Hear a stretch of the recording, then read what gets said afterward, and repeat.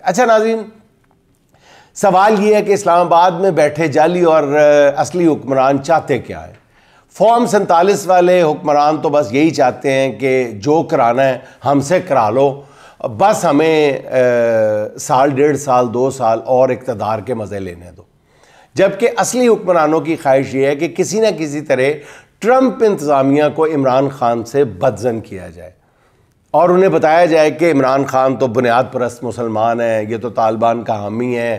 امریکہ کو بتانے کی کوشش ہو رہی ہے کہ عمران خان کی اقوام متحدہ کی تقریر اٹھا کے دیکھ لو، یہ تو ابھی تک کہتا ہے کہ کشمیریوں کو حق خود ارادیت دینا ہوگا. پاکستان میں عمران خان کو یہودی ایجنٹ قرار دیتے ہیں لوگ، اور امریکہ میں جا کے کہتے ہیں کہ پاکستان میں اسرائیل کو تسلیم کرنے میں سب سے بڑی رکاوٹ جو ہے وہ صرف اور صرف عمران خان ہے.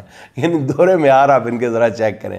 لیکن اور یہی بیانیہ محسن نقوی امریکہ لے کے گئے تھے. اب وہ محسن نقوی صاحب امریکہ جا کے یہ چورن بیچنے میں بری طرح ناکام ہو گئے. جو وہ سودا بیچنا چاہتے تھے وہ چھاپا ہی الٹ گیا. اب اصلی حکمران صرف اتنا چاہتے ہیں کہ امریکہ انہیں بس اتنا ٹائم دے کہ وہ اقتدار کی منتقلی کے لیے حالات بہتر کر لیں. اس سے زیادہ اب ہمارے جو طاقتور حلقے ہیں ان کی خواہش بھی نہیں رہی، کیونکہ وہ نوشتہ دیوار پڑ چکے ہیں. اب ذرائع کا یہ کہنا ہے کہ حقیقی حکمران چاہتے ہیں کہ انہیں صرف 6 ماہ مزید دے دیے جائیں تاکہ اس دوران وہ معاملات کی نوک پلک درست کر لیں. انتہائی ذمہ دار ذرائع کا یہ کہنا ہے کہ اسٹیبلشمنٹ کو اب اپنے ہی بنائے گئے قوانین سے ڈر آنے لگا. انہیں خدشہ ہے کہ 26ویں آئینی ترمیم اور دیگر آئینی ڈھانچے میں جو تبدیلیاں کی گئی ہیں ان تبدیلیوں کے ساتھ اقتدار عمران خان کو سونپ دیا گیا تو یہ قوانین جو انتہائی بدنیتی کے ساتھ بنائے گئے تھے وہ ان کے اپنے گلے کا پھندا بن جائیں گے اور آنے والے وقت میں خود ان کے خلاف استعمال ہوں گے. یعنی انہیں خدشہ ہے کہ جو گڑھا عمران خان اور پی ٹی آئی کے لیے کھودا گیا تھا، اگر عمران خان اقتدار میں آ گیا، جو کہ یقیناً آئے گا، تو اس میں موجودہ حکمرانوں اور اس کے تمام سہولت کاروں کا گرنا یقینی ہے. اس لیے وقت مانگا جا رہا ہے کہ وہ گڑھے جو ہیں وہ پر کر دیے جائیں.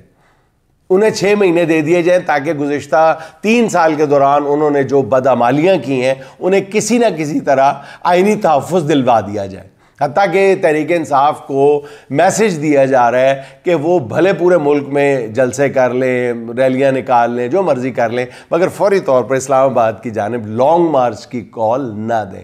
ابھی صرف عمران خان نے 8 فروری کو احتجاج کی کال دی ہے، اس میں لانگ مارچ کا ذکر نہیں ہے. مگر ذرائع کا کہنا ہے کہ احتجاج کی یہ کال لانگ مارچ میں بھی بدلی جا سکتی ہے، جس کی جانب کچھ اشارہ جو ہے وہ شیر دل، میں بالکل کھل کے بات کرتا ہوں، شیر دل صاحبزادہ حامد رضا صاحب نے بھی دے دیا.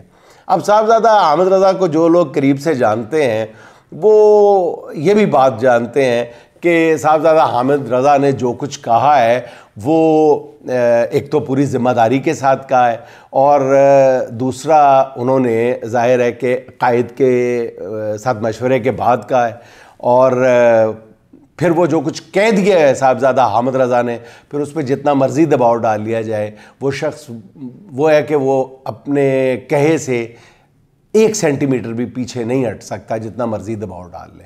اور صاحبزادہ حامد رضا نے جو کہا ہے وہ ایک بہت ہی حکمرانوں کے لیے خوفناک بات ہے.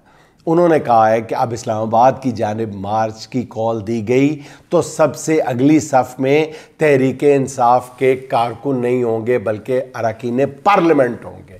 ناظرین، آپ کو یہاں ایک خبر دیتا چلوں کہ یہ بات جو ہے یہ صاحبزادہ حامد رضا صاحب نے اپنی طرف سے نہیں کہہ دی، بلکہ یہ تجویز جو ہے بنیادی طور پہ بشرا بی بی کی طرف سے گئی تھی عمران خان صاحب تک، اور پھر عمران خان اور بشرا بی بی نے مشترکہ طور پہ اس تجویز سے نہ صرف اتفاق کیا بلکہ اس کی تفصیلات بھی طے کر لی گئی ہیں.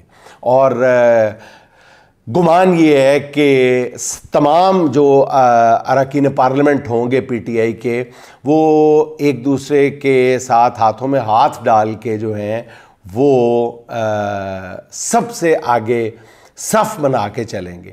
یعنی کارکن آگے نہیں ہوں گے، اس بار اراکین پارلیمنٹ ہوں گے. گولی چلے گی تو اراکین پارلیمنٹ کو ہٹ کرنا پڑے گا سب سے پہلے، جو کہ ناممکن ہے۔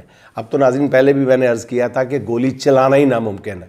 اب تو آپ ان حکمرانوں کو، پی ٹی اے کا جلوس کو یہ آ رہا ہوگا نا، ان کے ہاتھوں میں گولیاں دے کے کہیں تو ہاتھوں سے بھی یہ گولیاں نہیں ماریں گے، یہ اتنی ان کی ٹانگیں کانپ رہی ہیں، تو یہ تو سوال ہی پیدا نہیں ہوتا نا۔ لیکن بہرحال یہ طے کیا گیا ہے، اور یہ نوبت جو ہے، یہ جس طرف حالات جا رہے ہیں، یہ آنے والی ہے کہ یہ بہت بڑا ایک عوامی ریلا جو ہے، یہ ریلا جو ہے یہ حکمرانوں کو بہا لے جانے کے لیے تیار ہے، اور اس کی قیادت جو ہے وہ اراکین پارلیمنٹ کریں گے، اور ان اراکین پارلیمنٹ کے ساتھ بشریٰ بی بی خود بھی موجود ہوں گی۔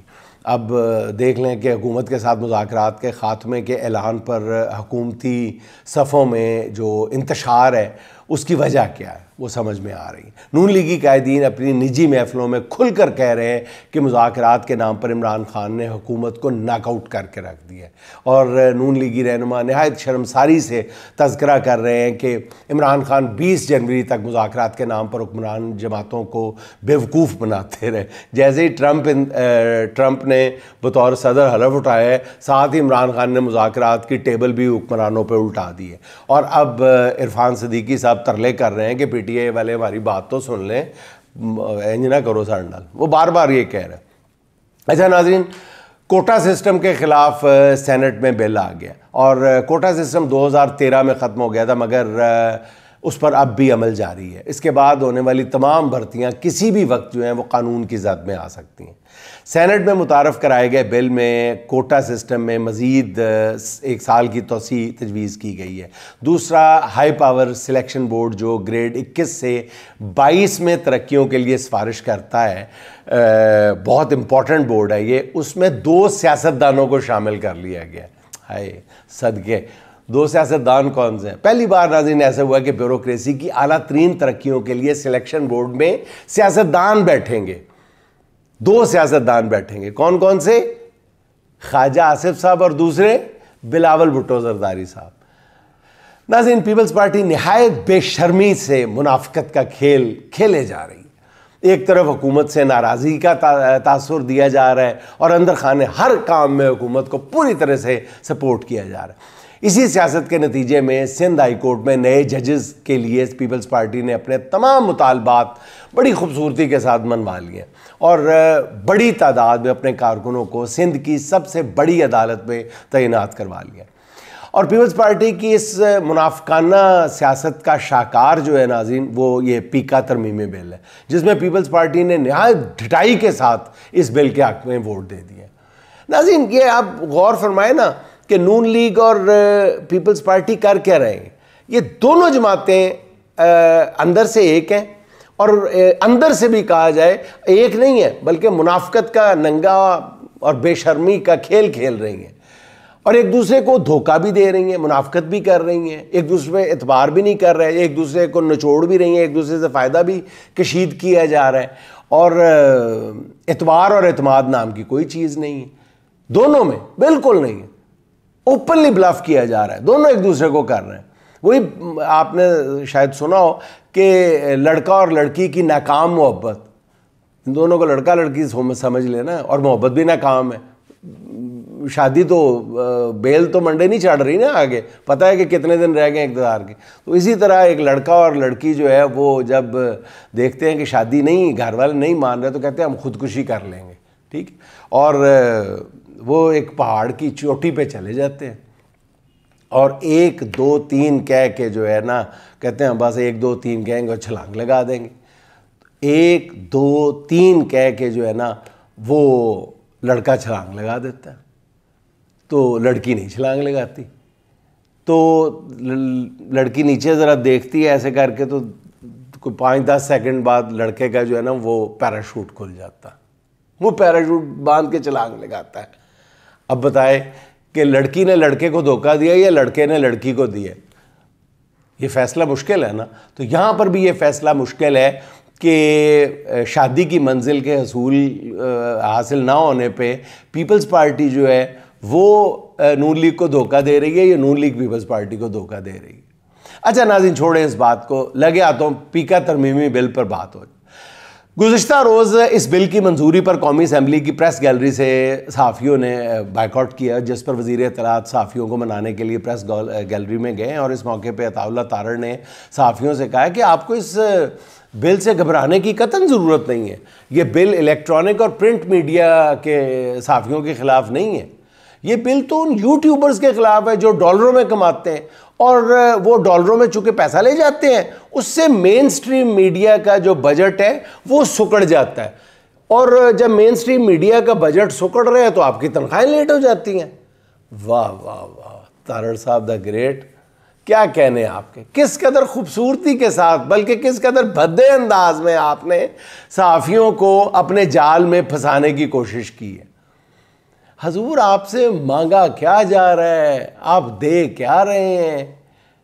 وہ شیخ صاحب کی گرل فرینڈ کہتی ہے کہ شیخ صاحب یہ جو آپ نے گلے میں سونے کی چین پہنی ہوئی ہے نا، یہ مجھے دے دیں، کیونکہ پھر جب بھی آپ مجھے یاد آیا کریں گے نا تو میں یہ سونے کی چین دیکھ لیا کروں گی. تو شیخ صاحب بھی شیخ صاحب ہوتے ہیں. شیخ صاحب کہتے ہیں تم یہ یاد کر کے مجھے یاد کر لیا کرو، یہ سوچ کے مجھے یاد کر لیا کرو کہ میں نے مانگی تھی اور شیخ صاحب نے نہیں دی تھی. تو ناظرین، یہ وہی پیکا ایکٹ ہے جس میں عمران خان کے دور میں ترمیم ہونے لگی تھی تو ہر کسی نے آسمان سر پہ اٹھا لیا تھا. اس وقت اسلام آباد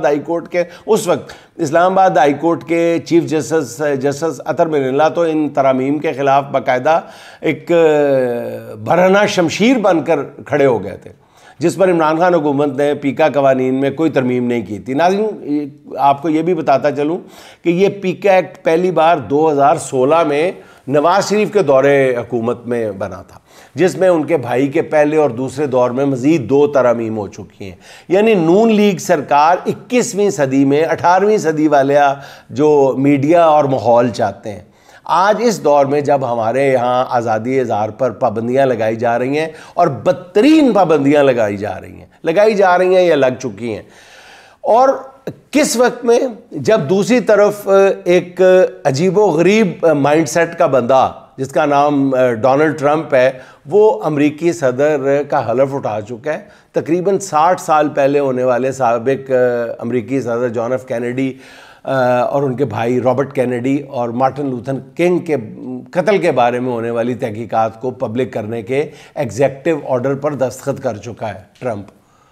ان خفیہ دستاویزات کے پبلک ہونے پر امریکی ڈیپ سٹیٹ یعنی اسٹیبلشمنٹ کا بڑا تماشا لگنے والا ہے. ان 2 واقعات میں ناظرین قوموں کے عروج و زوال کی کہانی چھپی ہوئی ہے.